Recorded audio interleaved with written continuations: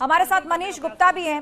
मनीष जी, यही सवाल जिसका जिक्र सुभाष चंद्र यादव कर रहे हैं कि 2019 में जब नेताजी जीते थे तो जीत का मार्जिन मैनपुरी के हिसाब से, जिसको गढ़ कहते हैं, जहां पर परिवार है, जहां से उनकी शुरुआत है, 94,000 था।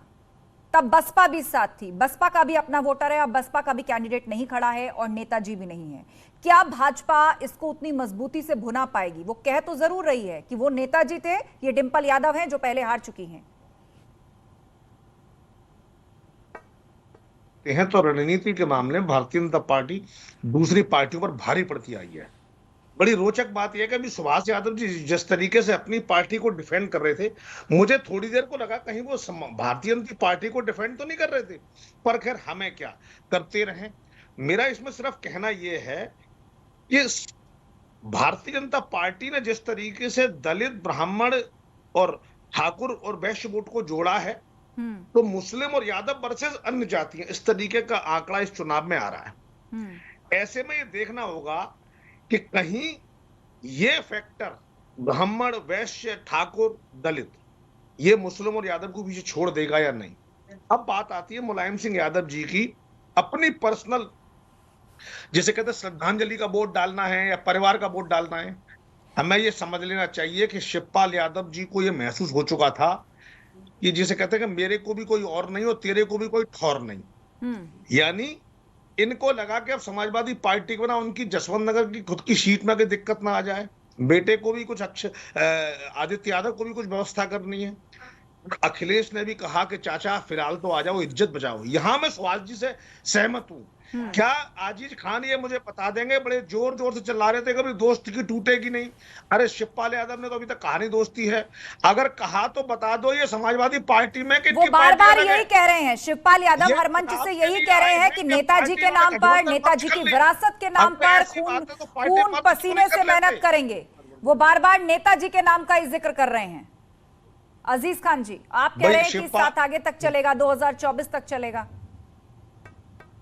देखिए आस्था जी, सबसे बड़ी बात ये है कि तकलीफ हमारे जो विपक्षी दल है, खासतौर से जो सत्ताधारी पक्ष है, उनको तकलीफ बहुत है। हम एकजुट है, तकलीफ इनको हो रही है।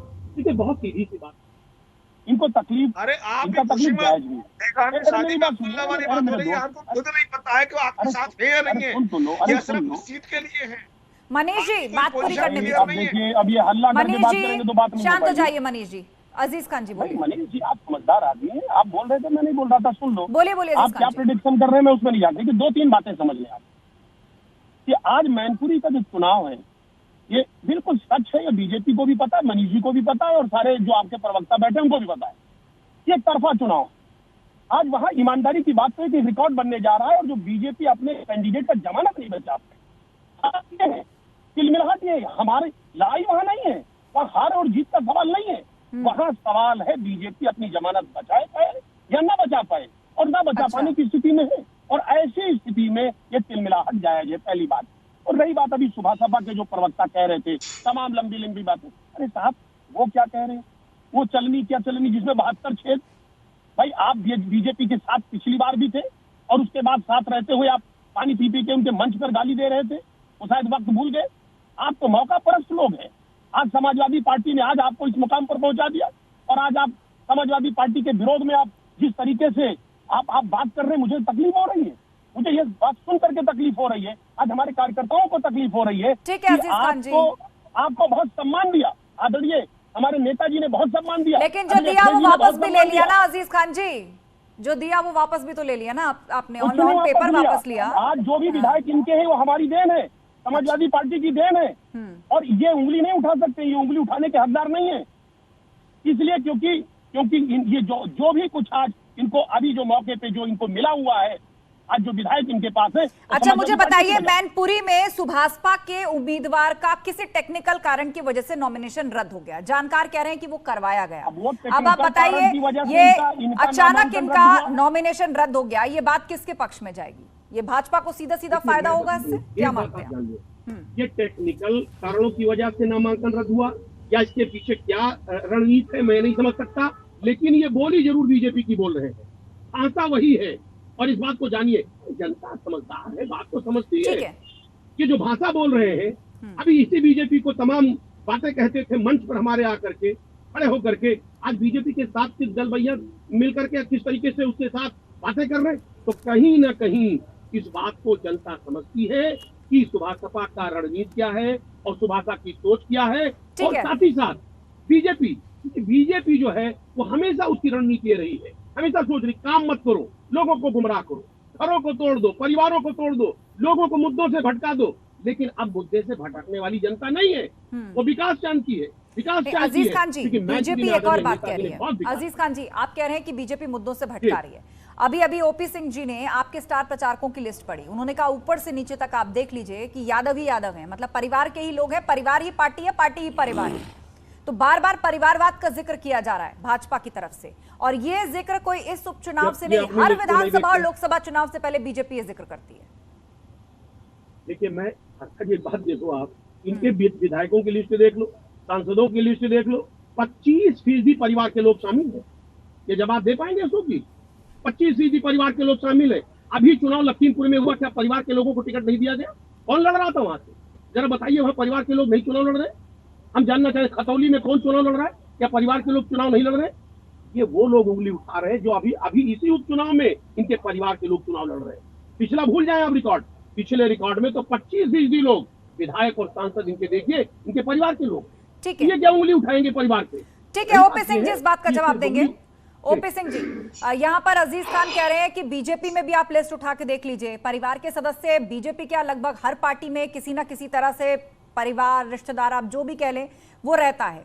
लेकिन मैनपुरी में जिस बीजेपी के सीक्रेट प्लान का जिक्र हो रहा है, कितनी कड़ी टक्कर आप डिंपल यादव को दे पाएंगे? बीते दिनों जिन मुद्दों को लेकर आप सपा को घेर रहे थे, एक एक करके लगभग सभी को निपटा लिया गया है। दोनों चाचा साथ आ गए हैं, शिवपाल यादव चाचा भतीजा दोनों का एका जो है वो अब मंच से दिख रहा है। रूठे हुए नेताओं को मना लिया गया है, एकजुटता का संदेश दिया जा रहा है, गठबंधन नहीं संभाल सकते आपने आरोप लगाया, रूठे हुए को मनाया गया। कोई भी टोटका नहीं छोड़ा, कभी चचा भतीजा, कभी बसपा, कभी कांग्रेस, कभी सुभाषपा, मतलब कि कोई प्रयोग छोड़ा नहीं। और इन प्रयोगों से भारतीय जनता पार्टी के ऊपर कोई असर पड़ने वाला नहीं है, क्योंकि भारतीय जनता पार्टी जो चुनाव लड़ती है वह अपनी नीतियों पर लड़ती है। इनकी नीति और हमारी नीति में अंतर है। जब चुनाव आता है तो ये पूरा परिवार उतर जाता है, और फिर उसके बाद अभी हम देख रहे थे, मनीष जी बता रहे थे, इतने यादव, इतने मुसलमान, इतने ठाकुर, इतने ब्राह्मण। अरे भाई, इनको रामपुर में 52% का आंकड़ा देते थे और 54% का आजमगढ़ में देते थे। वहां देते थे कि 52% मुसलमान है और यहाँ यादव मुसलमान मिला के 54%। कहाँ गया? हर चुनाव के पहले मतगणना के समय तक इनका दावा होता है, लेकिन जब मतदान के बाद जब मतगणना होती है आस्था जी, तो इनका ट्विटर नया बोलता है। ये अपनी हार, अपनी अयोग्यता को कभी। ठीक है ओपी सिंह, आप कह रहे हैं कि चुनाव प्रचार में बड़े बड़े दावे होते हैं, लेकिन नतीजे वाले दिन हार का ठीकरा ईवीएम सरकार मशीनरी पर फोड़ा शुरू कर दिया जाता है। सुभाष चंद्र यादव कुछ कहना चाह रहे हैं, 20 सेकंड सुभाष जी बात पूरी कीजिए, उसके बाद अल्पना वाजपेयी के पास जाऊंगी। 20 सेकंड में नहीं, मेरी बात सुन लीजिए, मैं यहाँ पे शांत हो जाइए ओपी सिंह जी, सुभाष चंद्र यादव जी बात पूरी कीजिए। ओपी सिंह जी शांत हो जाइए, बात आ गई आपकी। अभी मेरे काबिल दोस्त आदरणीय अजीज खान साहब बड़ा चिल्ला के बड़ा आरोप प्रत्यारोप कर रहे थे। अजीज भाई, सबसे पहले तो मैं स्पष्ट कर दूं कि सम्मान दिया नहीं जाता, सम्मान कमाया जाता है, गिव एंड टेक होता है। हमने भी आपको सम्मान दिया था और उसके बदले में आपने हमें सम्मान दिया था, आपने कोई हमारे ऊपर एहसान नहीं किया था। रही बात, आपने बोला कि हम आपके भरोसे पे इतनी सीटें लेके आ गए, अरे भैया 2017 आप भूल गए, आप 49 सीटों के ऊपर सिमटे हुए थे, हमारे से गठबंधन करने के बाद आप 111 के ऊपर आ गए, तो ये हमारा आपके ऊपर एहसान है कि आप 49 से 111 के ऊपर आ गए। रही बात मौका परस्ती की है, तो मौका परस्ती सबसे अच्छा अखिलेश यादव से बेहतर कौन जानते होगा, क्योंकि 2019 के लोकसभा चुनावों के अंदर आदरणीय मुलायम सिंह यादव जी की जीत का आंकड़ा कितना था और इस बार आंकड़ा क्या होने वाला था, ये आपको अच्छी तरह पता था। इसीलिए आप शिवपाल सिंह यादव जी की गोद के अंदर जाके बैठे और बड़े आप शायरी की बात कर रहे थे।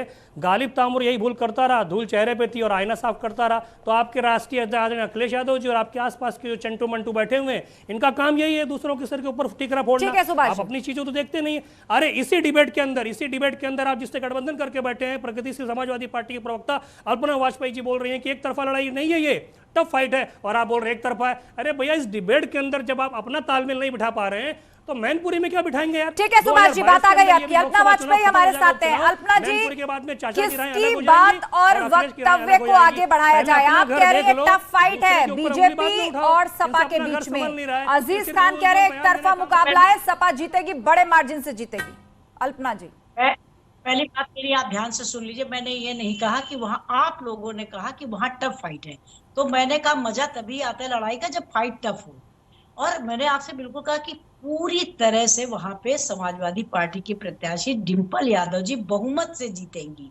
बीजेपी लाख कोशिश कर ले, वहां का मतदाता पूरी तरह से मुलायम सिंह जी के प्रति आस्था रखता है, उनके परिवार के प्रति आस्था रखता है, और वो 100 में 100% जीतेंगी, इसको कोई नकार नहीं सकता है। अब क्योंकि वो जीत रही है, साफ साफ दिख रहा है, तो सारे लोग अपने तरीके से बातें कर रहे हैं। तो ये बात तो मत कहिए। मैंने कहा अगर आप कह रहे हैं कि फाइट है, तो हमारा कहना है कि फाइट होगी तभी तो मजा आएगा। और चुनाव ठीक है, अगर और मगर के पेश में आपने अपनी बात को उलझा दिया।